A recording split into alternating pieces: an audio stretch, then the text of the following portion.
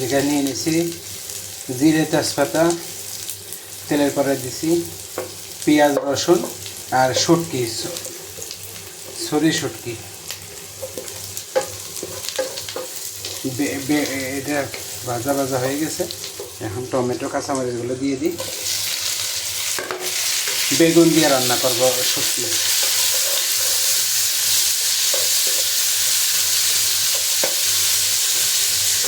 আর হচ্ছে সাদা ভাত হইতেছে এই জায়গা। আর বেগুন, ছোটো ছোটো বেগুন, এই বেগুন দিয়ে শুটকি রান্না করব, অনেক মজা লাগে।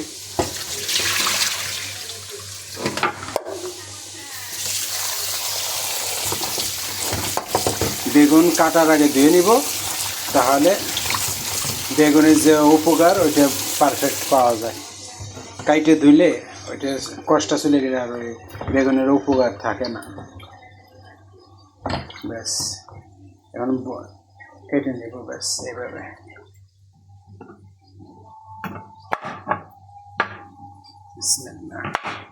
ওই কাটে না বেগুন, এই বা কি সুন্দর বেগুন, ভিতরে অনেক সুন্দর। এইভাবেই দিব, দুই টুকরা করে।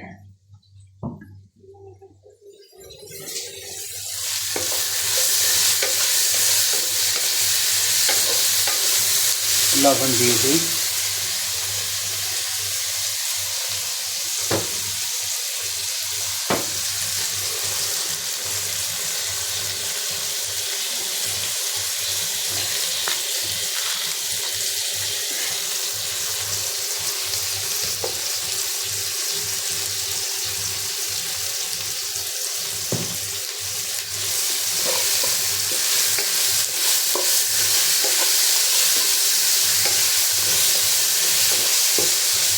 এবার গুঁড়া পাউডারগুলো দিয়ে দিব।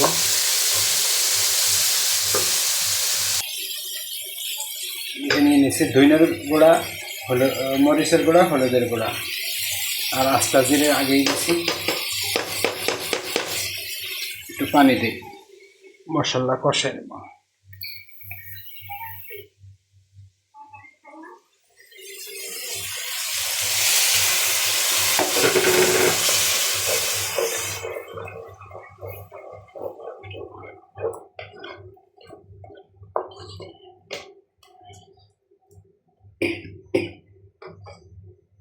মশলা একটু গরম হোক, পরে বেগুন দিয়ে দিব। ঢেকে দিই, ঢাকনা করে রাখছি। এই তো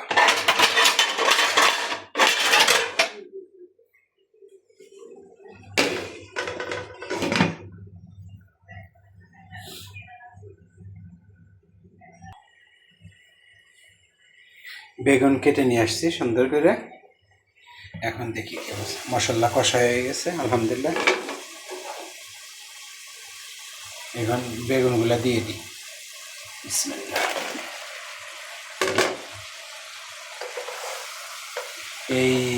এই বেগুন দিয়া এই যে সরি শুটকি রান্না করলে, হ্যাঁ রে, এই দিয়েই 2 প্লেট ভাত খাওয়া যাবে, এত টেস্ট হয় মাশাল্লাহ।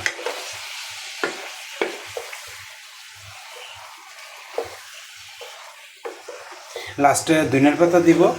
আর এটা রান্না করতে হবে মাখা মাখা, শুটকির তরকারি তো মাখা মাখা রান্না করতে হবে। আবার বেগুন যে ডোবে না, পানি দিতেই থাকবো, ওই রকম হইলে হবে না রান্না।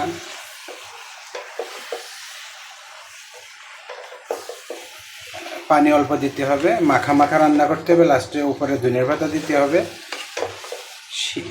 মাশাল্লাহ অনেক সুন্দর স্বাদ হবে। ব্যাস একটু ঢেকে রাখি।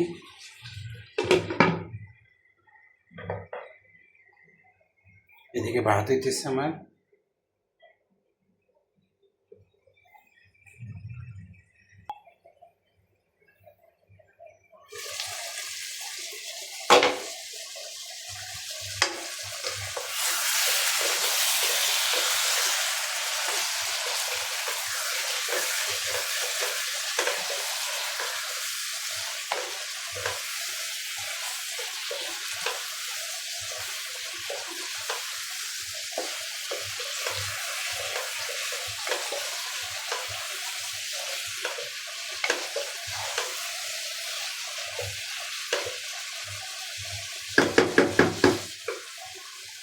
হালকা একটু পানি দিয়ে দিব।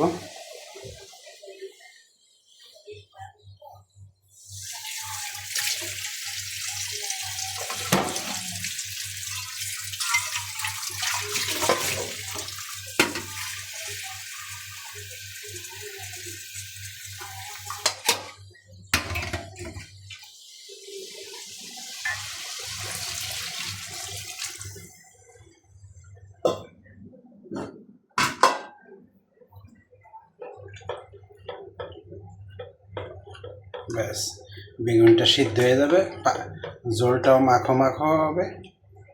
পানি অল্প দিছি, লাস্টে ধনিয়ার পাতা দিব। রেখে দিই। এদিকে ভাত হয়ে গেছে আমার প্রায়।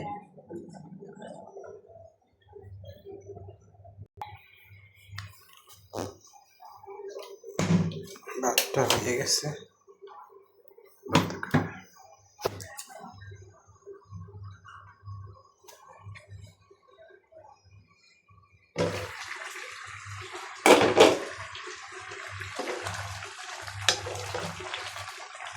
প্রায় হয়ে আসছে,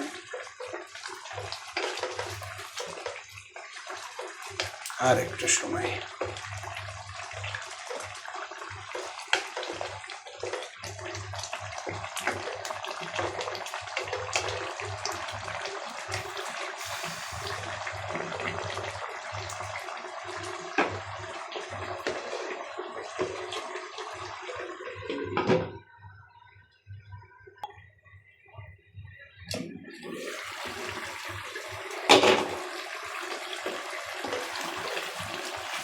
হয়ে গেছে আমার রান্না, বেগুন দিয়ে শুটকি।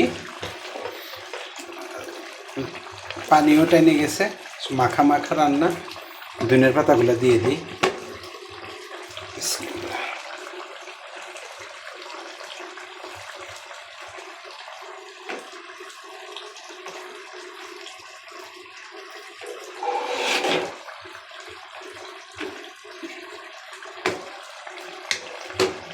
আমার রান্না ডান, আলহামদুলিল্লাহ। বেগুন দিয়া শুটকি রান্না ডান। আগুন বন্ধ করে দিই।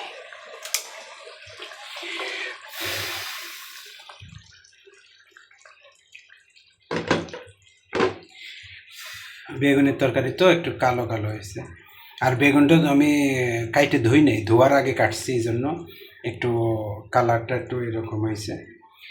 সুন্দর, আলহামদুলিল্লাহ। রান্না আমার ডান।